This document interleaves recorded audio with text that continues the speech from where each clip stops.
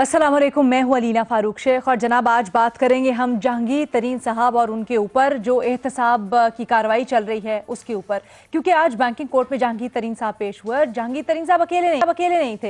As usual उनके साथ उनके हिमायती भी तहरीक इंसाफ के जो अरकान हैं वो मौजूद थे। तकरीबन 30-40 से ज़ायद अरकान हैं जिन्होंने आज भी यकजहती का मुजाहरा किया जहांगीर तरीन साहब के साथ और इस मौके पर मीडिया से गुफ्तगू की और हुकूमत को धमकी दी। हुकूमत को धमकी देते हुए इन्होंने कहा जी बात आगे ना बढ़ाएं वरना हम भी कोई कदम उठा सकते हैं। अब बात आगे से आगे चली जा रही है इसी मौजू के ऊपर। अब आपको याद होगा जो हिमायती अरकान हैं उन्होंने इससे पहले भी जहांगीर तरीन की रिहाइशगाह पर बैठक की। जब बैंकिंग कोर्ट या दीगर फोरम्स पर जहांगीर तरीन पेश हुए वहां पर भी यकजहती का इजहार किया। फिर वजीर आजम इमरान खान को एक खत भी लिखा गया जिसमें उनसे दरख्वास्त की गई कि जहांगीर तरीन के मामले पर जो तहरीक इंसाफ के इत्तेहादी हैं उनको वजीर आजम से कुछ बात करनी है, मौका दिया जाए। अब आज जहांगीर तरीन साहब के साथ ये आए, हुकूमत के लिए पैगाम दिया। उसके बाद बैंकिंग कोर्ट के सेशन के बाद जब जहांगीर तरीन की रिहाइशगाह पर गए तो एक बैठक भी हुई जिससे मुतालिक ज़राए ये दावा करते हैं कि गुफ्तगू ये हुई है कि अगर हुकूमत ने या तहरीक इंसाफ ने यही रविश अपनाई रखी जहांगीर तरीन के साथ या यही रवैया रखा तो अरकान कोई सख्त फैसला करने के मजाज होंगे। अब आगे क्या हो सकता है? जहांगीर तरीन भी कुछ खदशात जाहिर कर रहे हैं, कह रहे हैं कि उनके खिलाफ इंतकामी कार्रवाई हो रही है, ये एहतसाब नहीं है। और जब उनसे पूछा गया आज ही कि कर कौन रहा है इंतकामी कार्रवाई या साजिश कर कौन रहा है, तो जहांगीर तरीन ने कोई नाम तो नहीं लिया लेकिन उन्होंने कहा है कोई कर तो रहा है जरूर। तो इस सारे मामले पर हम बात करेंगे। इत्तेहादियों से मुतल्लिक खास तौर पर हमारा सवाल कुछ यूं कि क्या वजीर आजम के इत्तेहादी उन्हें छोड़ देंगे, हाँ या नहीं के ऑप्शन है हमारे एनालिस्ट के पास। और पैनल पर आज हमारा साथ दे रहे हैं मजहर अब्बास साहब, रसूल बख्श रईस साहब, महमूद सरफराज साहबा, बेनज़ीर शाह साहबा और इरशाद भट्टी साहब भी हमें ज्वाइन कर रहे हैं। इरशाद भट्टी साहब इससे मुतल्लिक पहले भी गुफ्तगू कर चुके हैं लेकिन अब जो खुलकर धमकियां सामने आ रही हैं, क्या ये सिर्फ गीदड़ भभकियां हैं, धमकियां हैं या इसको संजीदा लेना चाहिए? ये गीदड़ भभकियां नहीं है मैडम शेख, लेकिन इनको संजीदा नहीं लेना चाहिए। ये दो मुख्तलिफ फिक्रे कह रहा हूं। ये गीदड़ भभकियां नहीं है, ये हकीकत में धमकियां दे रहे हैं, मगर इनको संजीदा नहीं लेना चाहिए। क्यों नहीं संजीदा लेना चाहिए? क्योंकि पाकिस्तान अहम है, क्योंकि पाकिस्तान को जिसने लूटा है उसको हिसाब देना पड़ेगा जो भी होगा, क्योंकि जिसको बुलाया सवाल पूछा जा रहा है उसको सवालों का जवाब देना पड़ेगा। वजीर आजम बात आगे ना बढ़ाएं, इंसाफ ना मिला तो फैसले पर मजबूर हो जाएंगे। कि आप वज़ीर आज़म सोचना तो चाहिए था कि राजा रियाज साहब को भी वजारत दे देते बहुत पहले, तो आज शायद ये ना होता। चलो, जहांगीर तरीन के हमायतियों की धमकी। जहांगीर तरीन साहब को हिमायती मिल गए हैं जी, पाकिस्तान को हिमायती नहीं मिले। हिमायतियों, मैं अपने इन सारे हिमायतियों से पूछना चाहता हूं कि शफाफ तहकीकात तो आपका हक है, ये तो होना चाहिए, बिल्कुल होनी चाहिए, हर बंदे से होनी चाहिए। हिमायतियों, इंसाफ क्या वजीर आजम ने देना है या अदालतों ने देना है? जहां आप खड़े हो, धमकियां आप किन को दे रहे हो, किन को सुना रहे हो, क्यों दे रहे हो? और दूसरी बात यह है, मैं हिमायतियों से पूछना चाहता हूं और उनसे कहना चाहता हूं कि जहांगीर तरीन साहब की इनसाइड ट्रेडिंग छोड़ दें, जिसमें उन्होंने मुलाजमीन के नाम पर, को कमालियों के नाम पर इनसाइड ट्रेडिंग की, जिसमें पैसे वापस किए 7 करोड़, जुर्माना दिया मुबैना तौर पर, माजरत और खुश नसीब के बच गए, सजा नहीं हुई। हिमायतियों, शुगर मिल जो शुगर कमीशन रिपोर्ट में आई है, उन शुगर मिल घपलों, फ्रॉडों, 2 नंबरियों, जो शुगर कमीशन रिपोर्ट है उसको भी छोड़ दें। जो जहांगीर तरीन साहब का मुबैना फ्रॉड है, FIA वालों ने बुलाया, उसको भी छोड़ दें। मुबैना मनी लॉन्ड्रिंग को भी छोड़ दें। हार्ड पार्क का जो जिस तरह पैसा बाहर गया उसको भी छोड़ दें, और जिस पर सुप्रीम कोर्ट ने नायल किया। हिमायतियों, ये कार्रवाई सिर्फ JKT के खिलाफ नहीं हो रही, 21 खानदानों की 38 शुगर मिलों के खिलाफ हो रही है, और जिस पर वजीर आजम कह चुके हैं कि ये 140 अरब खा गए अवाम के, और जिसके लिए आज हमें चीनी 115 रुपए किलो भी नहीं मिल रही, और जिस पर ये सारी कार्रवाई हो रही है, इसको भी छोड़ दें। अच्छा मैडम शेख, ये एक नई इंफॉर्मेशन है, आप तक बताना चाहता हूं कि ये OECD, शायद कुछ हमारे दोस्तों को पता भी हो, OSD organisation, economic corporation development, ये बैनुल अक़वामी ऑर्गेनाइजेशन है जिसमें 70 के करीब मुल्क हैं, जिसका हुकूमत पाकिस्तान और FBR से मुआहदा भी है। 2018 से जो पाकिस्तान को डेटा दे रहा है, 50,000 पाकिस्तानियों के 1.5 लाख ऑफशोर अकाउंट्स की तफसीलात फराम की हैं। 50 लाख पाकिस्तानियों के 1.5 लाख ऑफ शोर अकाउंट्स, 1.5 लाख इन अकाउंट्स में $7.5 अरब पड़े हुए हैं। $7.5 अरब पड़े हुए इन अकाउंट्स में पाकिस्तानियों के। हमने IMF से पांव पकड़कर $6 अरब लिए थे, हमारे $7.5 अरब पड़े हुए हैं। इनमें EFG बैंक में 4 ऑफशोर अकाउंट्स जहांगीर तरीन साहब के भी मुबैना तौर पर निकले, और ये अकाउंट्स और ये इनमें पैसा वो FBR कह रहे हैं कि डिक्लेयर नहीं था, जहांगीर तरीन साहब कह रहे हैं एमनेस्टी स्कीम में डिक्लेयर किया, हो नहीं सकता क्योंकि वो पब्लिक ऑफिस होल्डर और इलेक्शन लड़े थे, या अगर किया भी होगा तो अभी इसका भी हिसाब देना है। तो वजीर आजम साहब को कहना यह है कि ये जो अब ये मैडम शेख बताएं कि एक अब वो जो वो है organisation economic corporation development OECD, क्या ये भी जहांगीर और राजा रियाज के खिलाफ कार्रवाई कर रही है इंतकामी? क्या इनको भी खतरा है कि जहांगीर तरीन कहीं इनकी लुटिया न डबो दे? तो जिन्होंने करना है उनको हिसाब देना है। मैं वजीर आजम साहब के साथ हूं, बिल्कुल ब्लैकमेल ना हो किसी से, कोई बात नहीं, हुकूमतें आती जाती रहती हैं। आपने कहा था मैं किसी लुटेरे चोर को NRO नहीं दूंगा, तो वो अद्वियात वाला हो, वो तंबाकू वाला हो, वो चीनी वाला हो, वो पेट्रोल वाला हो, वो आटा गंदम वाला हो, या शुगर कमीशन में जिनके नाम आए असद उमर, रजाक दाऊद, साईं बुजदार, जो भी हैं, ABCD जो भी हो, और जहांगीर तरीन, किसी को NRO ना दें प्लीज, अल्लाह के नाम पे। ये मुल्क और ये कौम आपसे दरखास्त करती है कि किसी को NRO ना दें। ये गीदड़ भभकियों से ना हो, गीदड़ भभकियों से ना डरें, ये इन धमकियों पे ना जाएं। वजीर आजम साहब, मैं आपके साथ खड़ा हूं इस मामले पर। ठीक है जी, बेनजीर। देखिए अलीना, खतरा तो है। ये जो MNAs MPAs आज खड़े हुए थे जहांगीर तरीन साहब के साथ, अगर आप उनसे बात करें तो ये यही कहते हैं कि हमें पार्टी में जहांगीर तरीन साहब लाए और वो जब मर्जी चाहे हमें निकाल सकते हैं पार्टी में। और वो ये भी कहते हैं कि सिर्फ हम 30-40 लोग नहीं हैं, हमारे साथ और भी बहुत से हैं जो अभी सामने नहीं आए। तो एक बहुत बड़ा फॉरवर्ड ब्लॉक और एक ग्रुप बन सकता है, और खतरा तो बिल्कुल जरूर है। अगर हम नो कॉन्फिडेंस मोशन की अक्सर बात करते हैं पंजाब में, वैसे भी कोई भी कानून आपने पंजाब असेंबली से पास कराना हो, आपको मेजोरिटी का वोट चाहिए होता है, और आपके अगर MPs आपके खिलाफ वोट करेंगे तो आप कोई कानून साजी नहीं कर पाएंगे पंजाब में।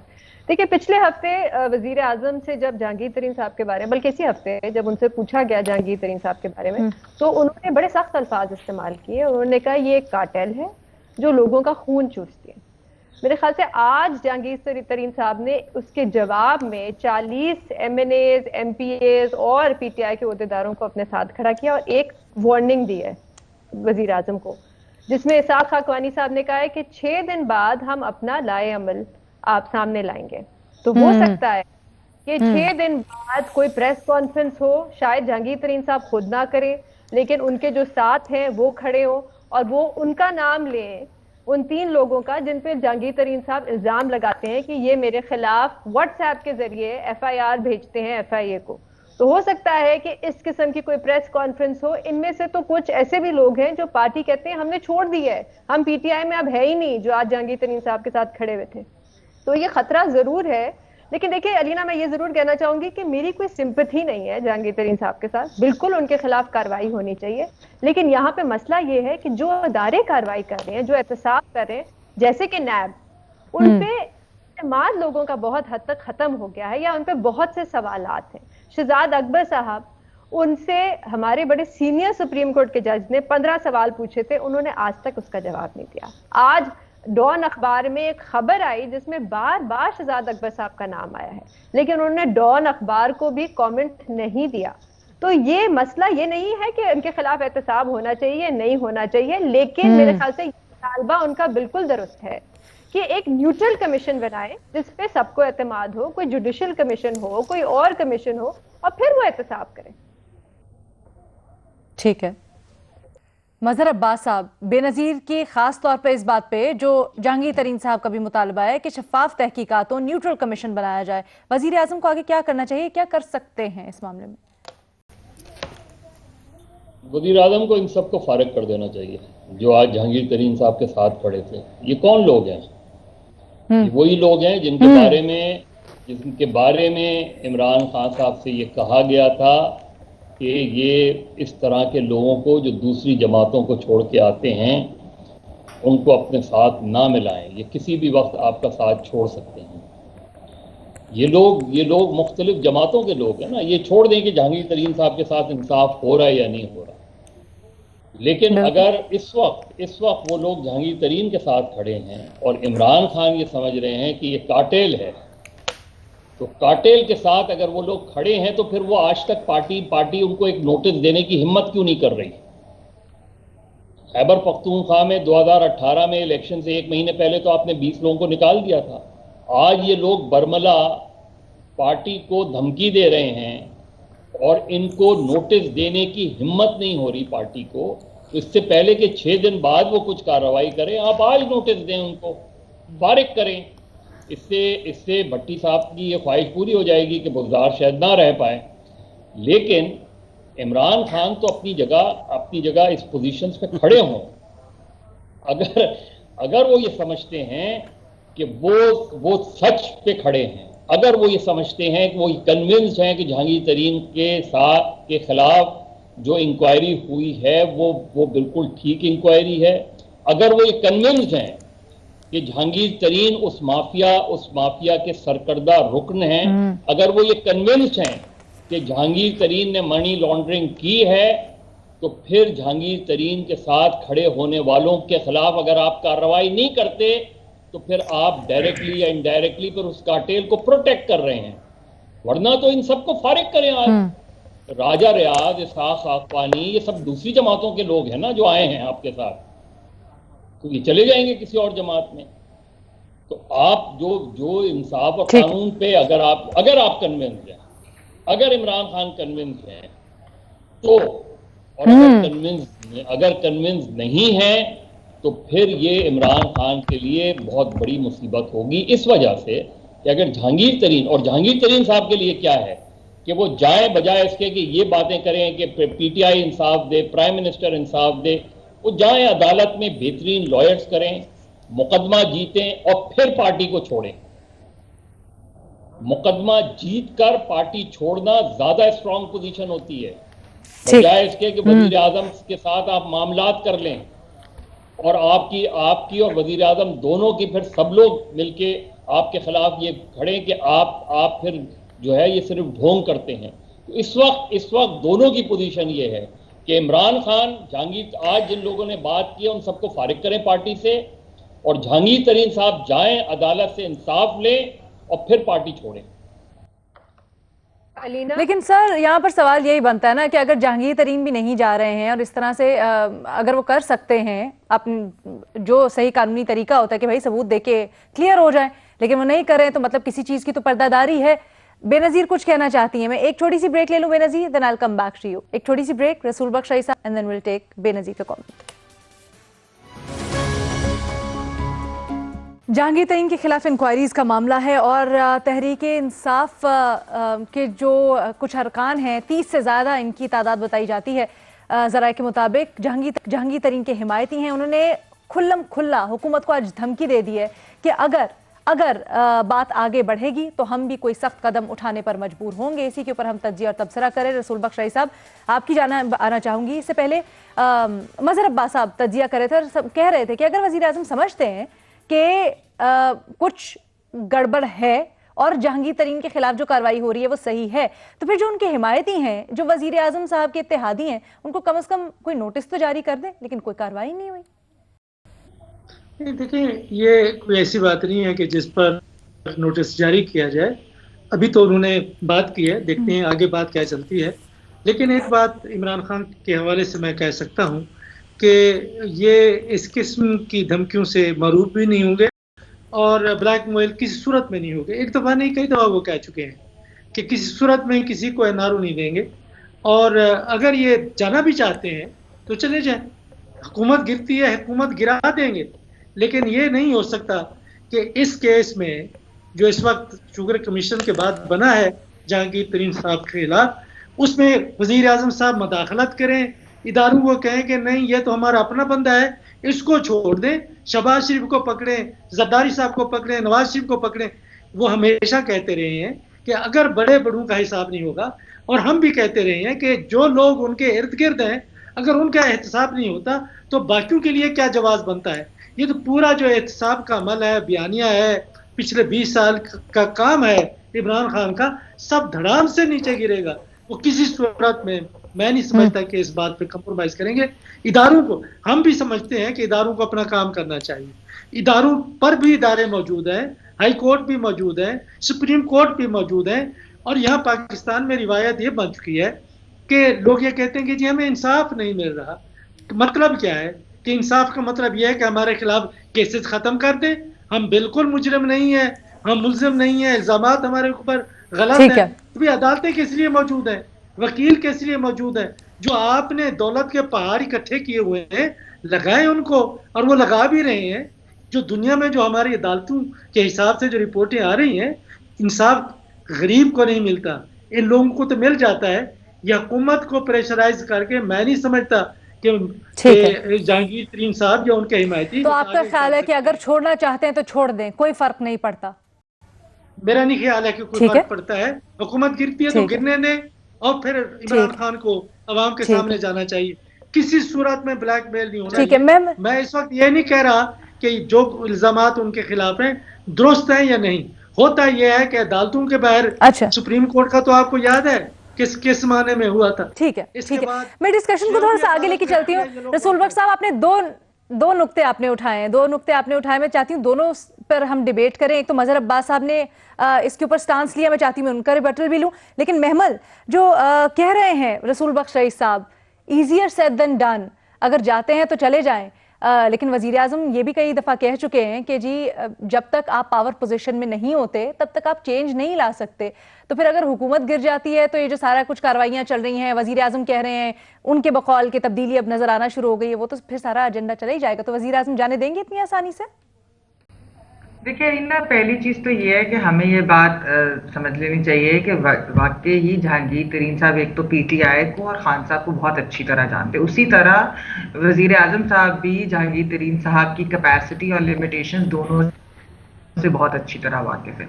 ये बात बिल्कुल दुरुस्त है कि जहांगीर तरीन साहब की कैपेसिटी है कि वो बहुत बड़े रिपल्स क्रिएट कर सकते हैं पीटीआई के अंदर।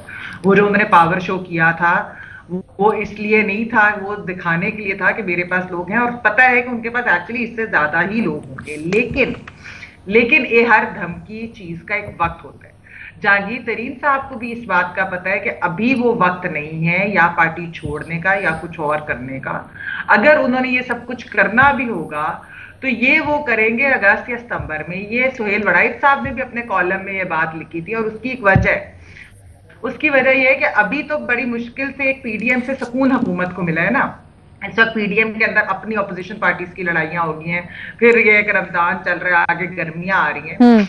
जब अगस्त सितंबर में होगा कि बजट आ चुका होगा, बजट के बाद जिस किस्म की महंगाई और चीजें चल रही होंगी, उसके बाद जहांगीर तरीन साहब के पास बिल्कुल ये मौका होगा। वो देखेंगे कि किस तरफ जा रहे हैं, वो बड़े कदम फूक के रखते हैं, तो वो सोचे समझे बगैर ये चीजें नहीं करेंगे। हाँ, जहां तक एहतसाब, और देखिए बात ये कि घर की लड़ाई ज्यादा खतरनाक होती है बाहर की लड़ाई से, ये हमेशा हमें याद रखने चाहिए बात। तो जहांगीर तरीन साहब से लड़ाई जो है वो इतनी आसान नहीं होगी, और ये पीटीआई के अंदर के लोग भी कहते हैं, ये वजीर आज़म साहब को भी पता है। लेकिन अभी भी उन्हें ये भी पता है कि इस वक्त वक्त नहीं है, इस वक्त वो कुछ करेंगे नहीं, इसलिए वो इसलिए चल रहे। दूसरी चीज जो एहतसाब की बात है लीना, बिल्कुल जहांगीर तरीन साहब अभी वो वक्त नहीं है, कोई इसमें ऐसी दो राय नहीं, सिर्फ मैं ये कह रही लीना कि एहतसाब बिल्कुल होना चाहिए।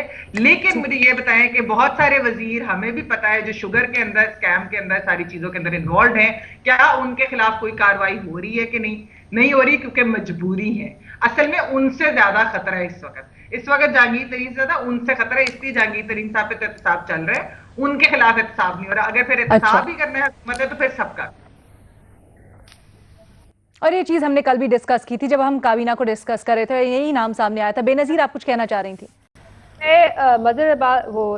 शाद भट्टी साहब ऑफशोर अकाउंट्स की बात कर रहे थे, तो मैं ये सिर्फ उनसे पूछना चाहती थी कि जब पैनामा पेपर्स आए थे तो उसमें सिर्फ नवाज शरीफ साहब का नाम तो नहीं था ना, उसमें तो कुछ 400 पाकिस्तानियों के नाम थे, तो उसमें कौन सी कोई कार्रवाई हुई? 2018 में आपने कुछ नोटिस भेजे थे इस हुकूमत ने, उसके बाद हमें पता ही नहीं कि उनके खिलाफ कोई कार्रवाई हो भी रही है, नहीं भी हो रही। उन ऑफशोर अकाउंट का क्या हुआ? तो इसमें भी कुछ लगता है भट्टी साहब को कुछ होगा।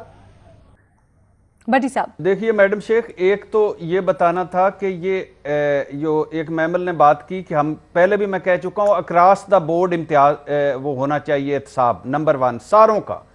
और वजीर आजम पर सबसे बड़ा इल्जाम क्या लगता था कि अपनों का एहतसाब नहीं कर रहे। अब उन्होंने शुरू किया एक तरफ, तो हमें उनके साथ खड़ा होना चाहिए। और दूसरी, 8 इत्तेहादियों को नोटिस गए हुए हैं, इत्तेहादी मिलों को, जो 8 इत्तेहादी हैं वजीर आजम के, उनको, जहांगीर तरीन अकेले नहीं है। तीसरी बात जो बेनज़ीर शाह साहबा ने कही कि बिलाशुबा नवाज शरीफ का सबसे पहले एहतसाब होना चाहिए था, क्योंकि वो 3 दफा के वजीर आजम थे, उनका सबसे पहले पैनामा में नाम आया तो उनका सबसे पहले होना, ऐसे ही होना चाहिए था। लेकिन बाकियों का बहुत मरतबा हमने बात की कि 419 के करीब थे, जिसमें कुछ मर गए, कुछ गायब हो गए, लेकिन बहुत सारे ऐसे थे, उनका क्या बना। और सेम यही बात है कि जहांगीर तरीन के खिलाफ नहीं रुकना चाहिए, मगर इन 50,000 पाकिस्तानियों के जो 1.5 लाख ऑफशोर अकाउंट्स पड़े हुए हैं और जिनमें 7.5 अरब मुबैना तौर पर 7.5 अरब डॉलर पड़े हुए हैं, इनका भी होना चाहिए बिलाशुबा। और ये सारी इंफॉर्मेशन एफबीआर को पब्लिक भी करनी चाहिए। बड़ी साहब, आपने तो महमल के पॉइंट को कोट तो कर दिया, आपने इत्तेहादियों को नोटिस की एग्जाम्पल तो दे दी, लेकिन जो महमल ने कहा कि जो आसपास बैठे हैं जिनके नाम आए हैं, कल भी हमने उस कॉन्फ्लिक्ट ऑफ इंटरेस्ट को डिस्कस किया, आपने उसके ऊपर जवाब नहीं दिया। भट्टी साहब ने खुद नाम लिए और कल भट्टी साहब ने भी कहा कि उनके खिलाफ बिल्कुल बिल्कुल मुखालफत कर रहे हैं। नहीं, अभी भी मैंने अभी भी लिए साईं बुजदार का लिया, असद उमर का लिया, रजाक दाऊद का लिया, खुसरू बख्तियार का लिया, हाशिम जवां बख्त का लिया, सारों का होना चाहिए। मगर इसका ये मतलब नहीं कि जेकेटी के खिलाफ रुकना चाहिए। काम शुरू हो गया है, रेड़ा लगाओ, धक्का लगाओ और आगे बढ़ाओ। हला हला शेरी, पाकिस्तान जिंदाबाद। ठीक है जी, छोटी सी ब्रेक लेते हैं, उसके बाद वापस आते हैं। जहांगीर तरीन के खिलाफ कार्रवाई, जहांगीर तरीन के हिमायतियों की तरफ से हुकूमत को धमकी, इस सारे मामले को हम डिस्कस करें। मजहर अब्बास साहब, ब्रेक पे जाने से पहले आपने एक मौक़िफ़ पेश किया जिसके ऊपर रसूल बख्श रईस साहब ने कहा कि ऐसी कोई बात नहीं है कि नोटिस जारी किया जाए इत्तेहादियों को, या फिर जो सूबाई वज़रा भी इनमें कुछ शामिल है जो जेकेटी की हिमायत कर रहे हैं। बिल्कुल देना चाहिए। देखिए, ये पार्टी है, पार्टी इस तरह नहीं चला करती। पार्टी डिसिप्लिन कोई चीज़ होती है। एक चीज़ को जब आप कार्टेल कह रहे हैं और कार्टेल के साथ कोई लोग खड़े हुए हैं जो आपकी पार्टी के MNAs और MPAs हैं, तो आप फिर अगर यही बात थी तो आपने उन 20 MPAs को क्यों निकाल दिया था भाई? इसलिए कि 1 महीने रह गया था इलेक्शन का, फारिग थे लोग, इसलिए आपने निकाल दिया था। यहाँ पोजीशन जरा, तो अब तो पता चल गया ना आपको, और किसी बात पे नहीं, ये तो पता चल गया ना कि सेनेट के इलेक्शन में गिलानी को वोट देने वाले कौन लोग थे। ये तो इसमें तो कोई ढकी छुपी बात नहीं रही ना। आपने क्या इंक्वायरी की उसके हवाले से? तो अगर खान साहब कन्विंस्ड हैं, मैंने फिर ये बात की कि अगर वो इस चीज़ से कन्विंस्ड हैं, जो लगते हैं वो कन्विंस कि ये कार्टेल में ये सारे लोग, तो उनके जो हिमायती हैं, अगर वो पीटीआई के MNAs और MPAs हैं, तो उनसे वजाहत जरूर तलब करनी चाहिए कि आप उस कार्टेल के साथ क्यों खड़े हैं, जो लोग उनके साथ। ठीक है, रसूल बख्श साहब का कमेंट ले लेते हैं। नहीं, मैं नहीं समझता। ठीक है, रसूल बख्श साहब, मजहर साहब से माजरत के साथ कि अगर वो उनके साथ चले गए हैं तो उससे कोई उनके खिलाफ ये इल्जामात साबित होता है कि ये आप कार्टेल का हिस्सा हैं, या आप कार्टेल को सपोर्ट कर रहे हैं ना रईस साहब, कार्टेल को सपोर्ट कर रहे हैं ना फिर वो। नहीं, देखें, वो कार्टेल को नहीं, वो जहांगीर तरीन को सपोर्ट कर रहे हैं। जहांगीर तरीन को मैं समझता हूँ कि गलत कर रहे हैं, लेकिन इस गलत करने में कि पार्टी का एक अब मंशूर देखना चाहिए कि मंशूर में क्या है, कि क्या अगर आप इस किस्म का काम करते हैं कि किसी फर्द के खिलाफ इल्जामात हैं, उसका आप साथ देते हैं या कहते हैं ये हुकूमत को इंसाफ करना चाहिए, तो उससे कोई केस बनता नजर नहीं आता। लेकिन यह है कि उनके लिए तो खुला रास्ता है कि ठीक है, अगर वो समझते हैं कि नाइंसाफी कर रही है तहरीक इंसाफ की हुकूमत, तो वो मुस्तफी हो के अपने घरों को चले जाए। और अगर हुकूमत डूबती है तो कल की बजाय आज उसको ऐसी हुकूमत को डूबना चाहिए जो ऐसे तिनकों पर सहारा लेती है। मैं तो समझता हूँ कि पाकिस्तान के जो दुश्मन हैं वो आपके अंदर बैठे हुए हैं, हर जगह पे बैठे हुए हैं। ये जिन अकाउंट्स की बात अभी हमारे भट्टी साहब कर रहे थे, हमेशा बहुत जबरदस्त खबरें लाके हमारे सामने, अब आपके सामने रखते हैं। चलिए भट्टी साहब से जरा वेन कराते हैं इस सूरत हाल के ऊपर। वजीर आजम को नोटिस लेना चाहिए, नहीं लेना चाहिए? अगर लेना चाहिए तो क्यों नहीं अभी तक लिया वजीर आजम ने notice? Madam Sheikh, off the record वो नोटिस ले चुके हैं। उन्होंने एक मीटिंग में कहा है कि ये जो कुछ करते हैं पहली बात तो ये है कि इनमें कोई इतनी साथ नहीं है, ताकत नहीं है, ये भी वज़ीर आज़म साहब ने कहा। दूसरा उन्होंने कहा कि अगर जो कुछ करते हैं करते रहें, मैं इनसे ब्लैकमेल होने वाला नहीं हूं, मैं डरने वाला नहीं हूं, मैं आखिरी हद तक जाऊंगा, इनको मेरा पता नहीं है, ये भी कह चुके हैं। तीसरी बात यह है कि वज़ीर आज़म साहब को तजवीज़ दी गई कि इनके खिलाफ नोटिस लिए जाएं। वज़ीर आज़म साहब ने कहा कि अभी पेशियों पे जा रहे हैं, अभी लाए अमल तो उनको तैयार करने दें, नोटिस दे देंगे, नोटिस भी बाद में आ जाएंगे। तो लेकिन कोई घबराने की कोई, उन्होंने वज़ीर आज़म साहब ने वही अपना फिक्रा अपने लोगों को भी कहा कि घबराने की कोई बात नहीं।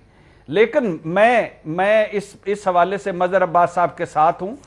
ये जहांगीर तरीन साहब के साथ खड़े हुए लोग जो हैं, और इस तरह वहाँ हर रोज़ खड़े होकर वज़ीर आज़म को धमकियाँ देना या वज़ीर आज़म को कहना कि ये कर दो, वो कर दो, फलां कर दो, ढिमका कर दो, मैं ये कर दूंगा, मैं वो कर दूंगा, फलाना फलाना, तो ये जेब नहीं देता। इस पर पार्टी को नोटिस लेना चाहिए और पार्टी को कहना चाहिए कि भाईजान आप किस तरफ हैं, पहले ये तय करें, जेकेटी की तरफ है या तरीके इंसाफ में। अगर जेकेटी की तरफ है तो फाइन, ठीक है, कोई बात नहीं, ये लें और निकलें यहां से। महमल, आपकी वाली बात आ गई।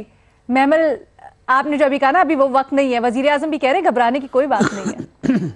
नोटिस लेना चाहिए, नहीं लेना चाहिए? मसला ये है जो मैं पहले भी कह रही थी कि इवन जो पीडीएम से भी अभी खतरा इस वक्त नहीं होगा फिलवक्त, वो भी होगा बजट के बाद, वो भी होगा अगस्त सितंबर में, जब आवाम जो है वो खुद दुखी होगी। यानी कि जिस तरीके से महंगाई जिस किस्म की होगी, आईएमएफ की कंडीशन अब पता नहीं रीनिगोशिएट कर सकेंगे नहीं कि तरीन साहब, ये हमें देखना पड़ेगा, ये हमें वक्त ही बता सकता है। लेकिन जो अगर बजट आएगा ये बड़ा खतरनाक आएगा। और जहांगीर तरीन साहब जो है वो बहुत कॉशियस इंसान है, वो बड़ी सोच समझ कर चीजें करते हैं। उन्हें भी पता है कि उन्होंने किस टाइम कौन सा कदम उठाना है। उन्होंने भी अगर अभी तो वो धमकी, सिर्फ धमकी और बातों तक बात है, ये बात दुरुस्त है।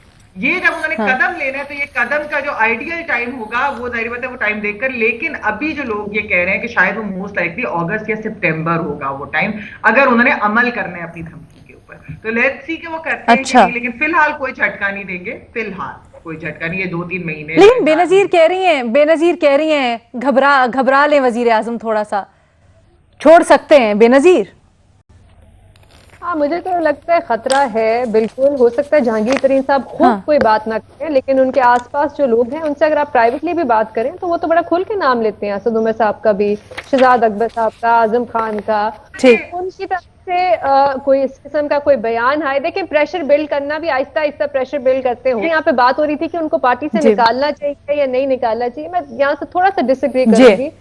ये क्योंकि देखिए जहांगीर तरीन साहब पे अभी इल्जाम साबित नहीं हुआ, अभी तो केस चल रहा है। ठीक है जी, हमारे तमाम एनालिस्ट आज डिवाइडेड हैं, हमारा पैनल डिवाइडेड है आज इसके ऊपर। रसूल बख्श रईस साहब एक तरफ, लेकिन सब इस चीज के ऊपर मुत्तफिक हैं कि जो जहांगीर तरीन साहब के खिलाफ कार्रवाई हो रही है उसको मंतकी अंजाम तक पहुंचना चाहिए और हक़ाइक़ सामने आने चाहिए। मुलाकात होगी पीर को। अल्लाह हाफ़िज़।